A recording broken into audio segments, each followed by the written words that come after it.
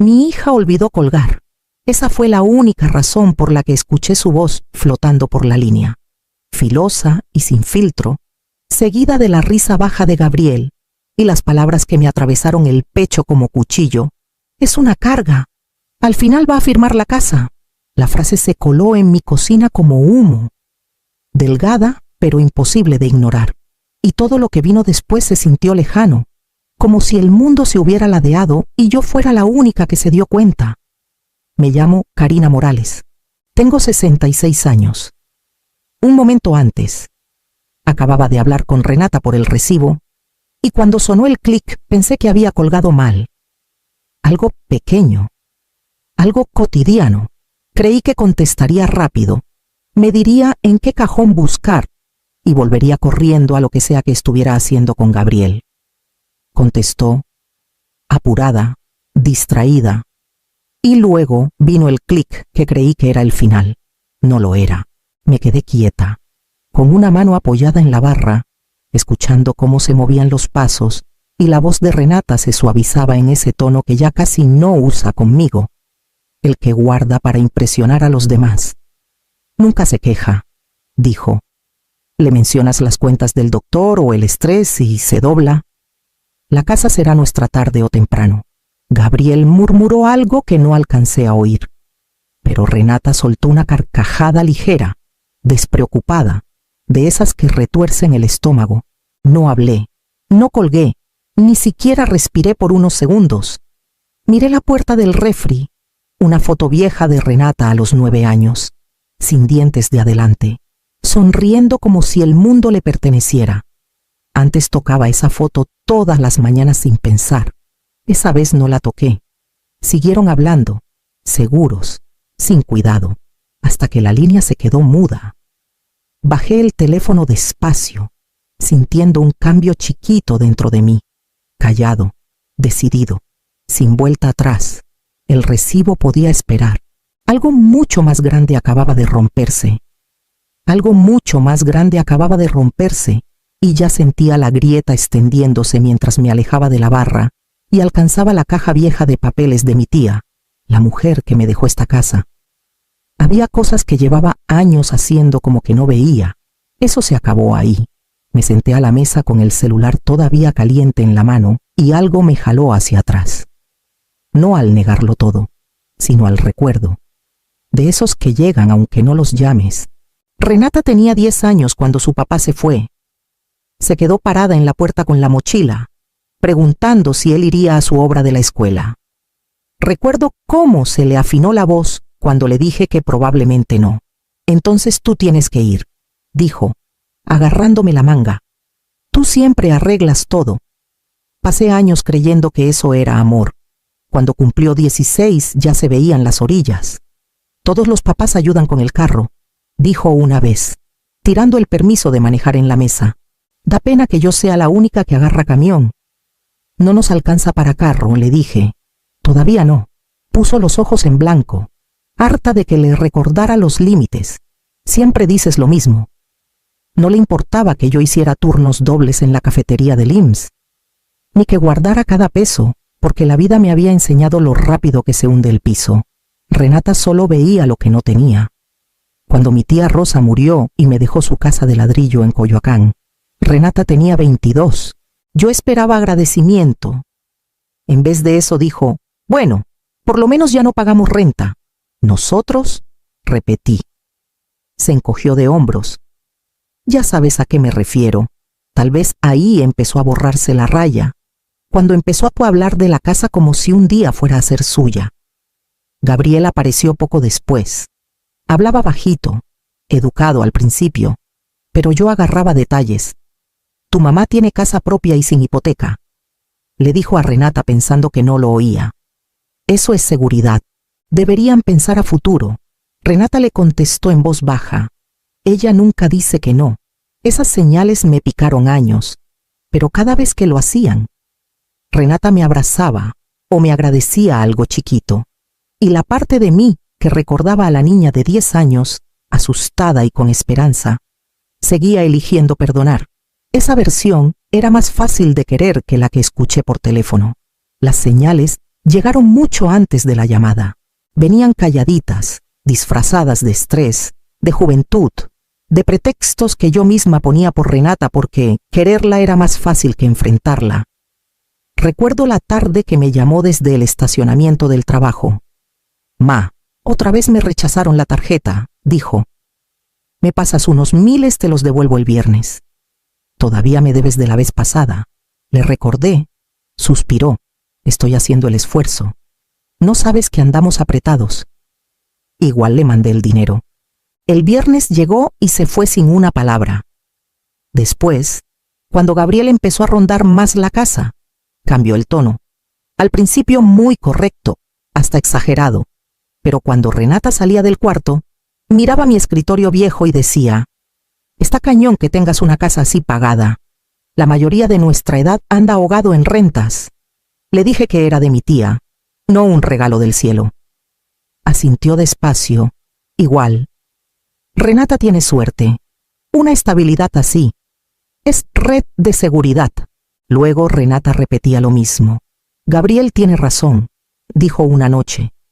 «Si nos dejas quedarnos de planta, juntamos para la boda. Total, tú ni usas todos los cuartos». «No estoy lista para eso», contesté. Se rió, pero con filo. «Parece que te pido la luna». Otra noche bromearon con el valor de la casa. «Si la remodelamos, sube fácil 100,000 varos», dijo Gabriel. Renata agregó: «Mi mamá ayuda, siempre ayuda». Los dos me miraron entonces, esperando, seguros. Cada momento era tan pequeño que se podía pasar por alto, tan pequeño que se podía justificar. Pero las cosas pequeñas se apilan y al final cambian el peso de todo. Esa noche repetí la llamada sentada al borde de la cama, con el celular en la mano como si me quemara. La línea se había cortado hacía horas, pero la voz de Renata seguía clarísima en mi cabeza, más clara que cuando me hablaba de frente. «Se dobla en cuanto le mencionas estrés», dijo Renata. «Le hablas de cuentas médicas o de lo agobiada que se ve y firma lo que sea». Sonó el murmullo bajo de Gabriel. «La casa vale casi 1 millón en esa colonia. Si juegan bien, nos pone para décadas». «Exacto», dijo Renata. «Total, ella no necesita tanto espacio. Apenas usa la mitad de los cuartos». Solo la escuché una vez, pero se repetía en loop, como grabadora que no para. A la mañana siguiente Renata llamó otra vez. Alegre, demasiado alegre. «Oye, ma, ¿ya encontraste el recibo?» «No», contesté bajito. «Bueno, a lo mejor lo busco este fin». Gabriel y yo estábamos pensando pasar, quedarnos unos días. Andamos muy estresados. «Este fin no», le dije. Se quedó callada. «¿Pasa algo?» Esperé. No dio señal de que supiera que yo había oído todo. «No», dije. «Todo bien». Colgué antes de que insistiera. Esa misma tarde me mandó mensaje Gabriel. Encontró un lugar que da créditos baratos para remodelar. Deberíamos platicar opciones para la casa. Miré el mensaje hasta que se apagó la pantalla. Me temblaban las manos, no de miedo, sino de la certeza tranquila de que nada de lo que dijo en esa llamada fue descuido. Era plan, un plan ensayado. Guardé el celular y abrí el cajón donde tenía los papeles de mi tía Rosa, escrituras, declaraciones viejas, una nota que me escribió un día que solo decía «protégete». Hasta ese momento no había entendido. Renata apareció al día siguiente sin avisar. Entró con la llave de repuesto gritando: «¡Ma, trajimos cena!». Su voz sonaba brillante, estirada con alegría falsa. Gabriel venía atrás cargando bolsas de comida para llevar como ofrenda de paz. «Pensamos que estarías cansada», dijo Renata, acercándose a darme beso en la mejilla. «Para que comamos juntos». Me hice un paso atrás. No esperaba visita. Parpadeó una sola vez antes de recomponerse. «Pues sorpresa, te encanta». Gabriel dejó las bolsas. «Traje el curry que te gusta, suave». «¿Verdad?». No contesté.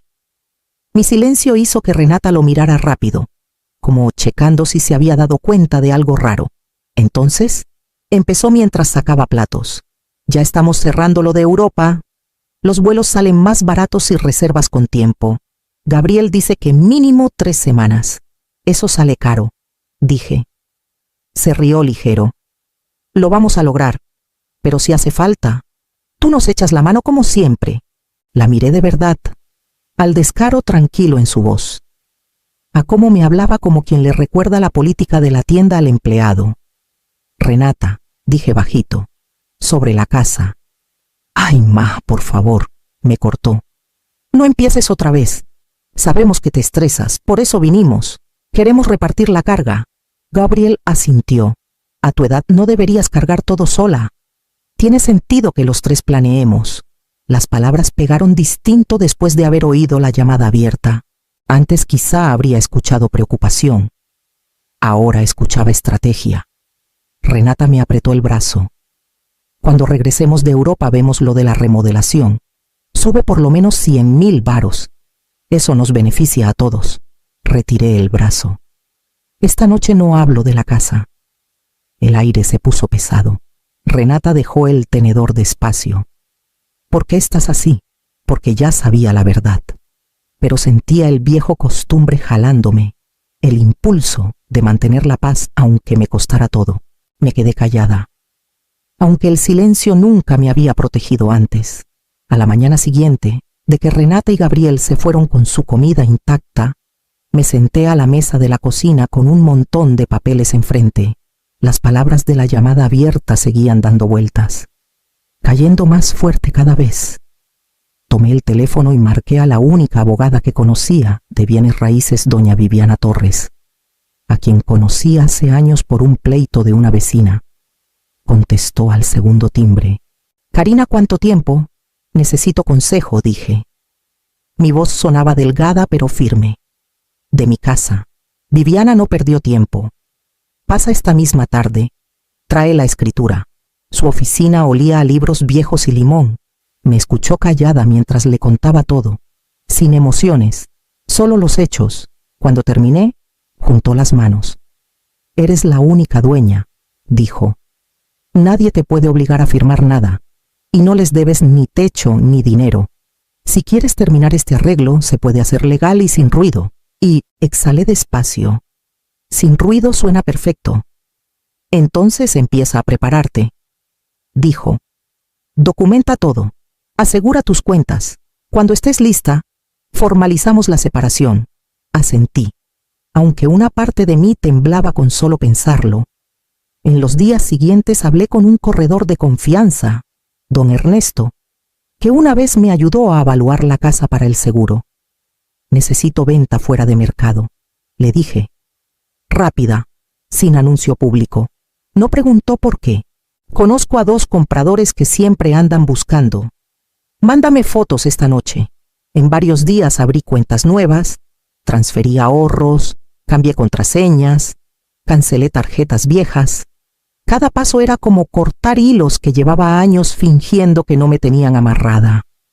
Luego, mientras ordenaba papeles en el closet del pasillo, encontré una caja de zapatos que decía con mi letra Renata, de 1 a 12 años. Me senté en el piso y saqué fotos una por una su primer día de clases. La sonrisa sin dientes, sus bracitos alrededor de mi cuello, como si yo pudiera detener el mundo entero para ella. Titubeé. Cerré la caja con cuidado y la empujé a un lado. El amor no borraba lo que escuché. El amor no me protegía. Y callarme solo le había enseñado a Renata que tomarme las cosas no tenía costo. Me levanté. Me limpié las manos en el pantalón y abrí otra vez la laptop. El plan todavía no terminaba. La oferta llegó más rápido de lo que esperaba. Don Ernesto llamó una mañana mientras lavaba una taza. La quieren, dijo. Precio completo, de contado. Cierre en 10 días. Mis dedos se apretaron al asa. Entonces seguimos. Esos 10 días fueron puro cajas y firmas. Doña Viviana llevó los papeles. Don Ernesto gestionó las revisiones. Yo me mantuve fuera de vista. Renata llamó 2 veces esa semana, impaciente. Ma, ¿por qué no contestas? Gabriel y yo necesitamos volver a hablar de los números de la casa. No le devolví las llamadas. El silencio era el único idioma que me quedaba. Cuando llegó el camión de mudanzas, dirigí a los muchachos por cada cuarto. Todo esto va al departamento de la Narvarte, dije. Esto otro al bodega. El capataz asintió. ¿Todo a nombre de Renata Morales? ¿6 meses pagados? Sí. Sus cosas ocuparon menos cajas de lo que temía ropa. Cosas personales. Lo demás ya lo habían sacado. No miré mucho. La distancia hacía más fácil cargar. Mi departamento nuevo era chico, limpio y callado, sin closets compartidos, sin ecos de pleitos, sin pasos que llegan a medianoche esperando luz prendida. Abrí la puerta. Dejé una caja y dejé que el silencio se acomodara encima de mí como algo que por fin me gané. Solo quedaba una cosa. Regresé a la casa vieja cuando el sol caía. Las paredes desnudas, los cuartos vacíos de todo menos recuerdos. En la barra de la cocina dejé un papelito. No escribí mucho, solo las palabras que me empujaron a hacer lo que nunca creí capaz. Una carga hizo esto. Lo doblé una vez. Lo dejé donde Renata lo viera y salí sin voltear. Si sintió pérdida o solo coraje, ya no era mío cargar. Renata regresó 3 días después de que se firmó la venta.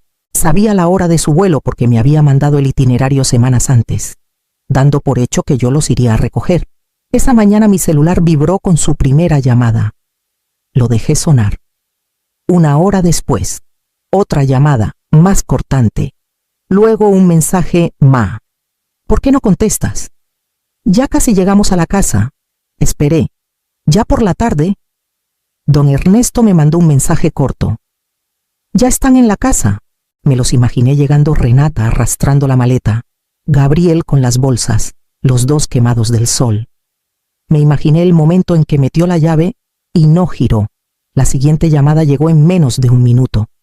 Ma, su voz estaba alta, rota. La llave no sirve. Se descompuso algo. No contesté. Otra llamada. La casa está vacía, completamente vacía. ¿Dónde están nuestras cosas? ¿Qué hiciste? Su pánico subía con cada mensaje de voz.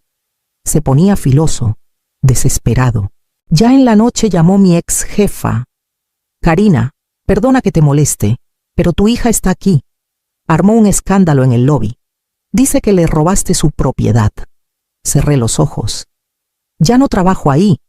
Que seguridad se haga cargo. Por favor. Ya lo hicieron. Dijo suave. ¿Tú estás bien? Sí. El celular siguió vibrando, Renata gritando. Gabriel mentando madres. Los dos exigiendo explicaciones que creían merecer. Yo estaba sentada en mi departamento chiquito de la Narvarte, el que ellos no sabían que existía, oyendo la tormenta golpear una casa donde ya no vivía. La verdad había llegado a su puerta.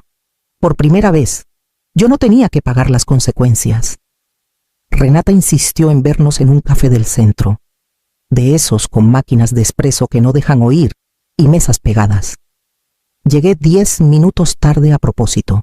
Cuando entré, Renata ya estaba en una mesa del fondo, brazos cruzados fuerte, Gabriel a un lado con la mandíbula tensa. Ahí viene, murmuró él. Al fin se dignó. La sonrisa de Renata parecía de cristal a punto de romperse.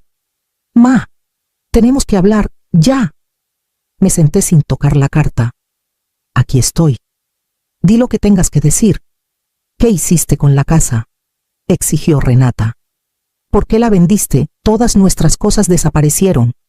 Los vecinos nos miraban como si fuéramos delincuentes. Eres increíble, agregó Gabriel. ¿Sabes lo humillante que fue? Humillación. Esa fue su carta de presentación. La casa era mía, dije. Siempre fue mía. Renata se inclinó. Debiste hablarnos primero. Nosotros teníamos planes de futuro. Tú lo arruinaste todo. Sostuve su mirada. Mi futuro también cuenta. Gabriel soltó una risa burlona. Ay, por favor. Tú solo tenías un trabajo: cuidar la casa. Y la tiraste por un berrinche. Sentí algo firme crecer dentro de mí. Puse el celular en la mesa, pantalla para abajo. Antes de seguir con cualquier cosa, dije, tienen que escuchar algo. Renata frunció el ceño. Ma, ¿Qué es esto? Le di play. Su voz llenó el café al instante. Es una carga. Nunca se queja. Le mencionas estrés o cuentas y firma lo que sea. La voz de Gabriel siguió. Esa casa vale casi 1 millón. Si juegan bien sus cartas, nos pone para décadas. A Renata se le fue el color. Gabriel se quedó helado y luego se echó para atrás como si la distancia borrara el sonido. Quita eso, susurró Renata. La gente escucha. Yo escuché, dije. Con eso bastó, negó con la cabeza, los ojos llenos de lágrimas. Tú, no debías. Pero lo hice, la corté. Y por fin entendí qué era yo para ustedes. Gabriel golpeó la mesa. Esto está fuera de contexto. Estábamos estresados. No, dije. Estaba clarísimo. Renata se limpió los ojos, la rabia rompiendo la vergüenza. Entonces nos castigaste, vendiste la casa a nuestras espaldas. Me protegí, dije. Y a partir de hoy, esas protecciones se quedan conmigo. No puedes simplemente darle la espalda a tu propia hija, dijo, la voz quebrada. No me estoy dando la vuelta. Contesté bajito. Me estoy apartando del daño. Me levanté y tomé mi celular. Ninguno de los dos intentó agarrarme la mano cuando salí de la mesa. En las semanas después del café, el ruido a mi alrededor se fue apagando. Renata mandaba mensajes que iban de disculpas a reproches, pero ya no contestaba. El silencio ya no era arma, era refugio. Volvía a terapia. La doctora Brooks escuchaba mientras yo desenredaba años de culpa y costumbres que ni sabía que me habían formado. No rompiste a tu familia, me dijo un día. Dejaste de permitir que te rompieran dentro de ella. Dejé que esas palabras se quedaran. Mi departamento nuevo tiene un patiecito apenas para unas macetas. Paso las mañanas temprano ahí, con las manos en la tierra como me enseñó mi tía. El primer brote salió a los 10 días. Una línea verde flaquita que parecía promesa. Una tarde llamó la directora del centro comunitario. Karina, darías un taller sobre cómo proteger a los mayores de presiones económicas. La gente necesita tu claridad. Dije que sí antes de que me arrepintiera. Parada frente a esas mujeres de mi edad, algunas más grandes, otras más chicas, sentí que algo encajaba. No era una carga. No era débil. No había desaparecido. Simplemente había vuelto a empezar. Si alguna vez elegiste la paz antes que la familia para salvarte, cuéntame tu historia aquí abajo. Y si este camino te llegó, no olvides darle like, comentar y suscribirte para más.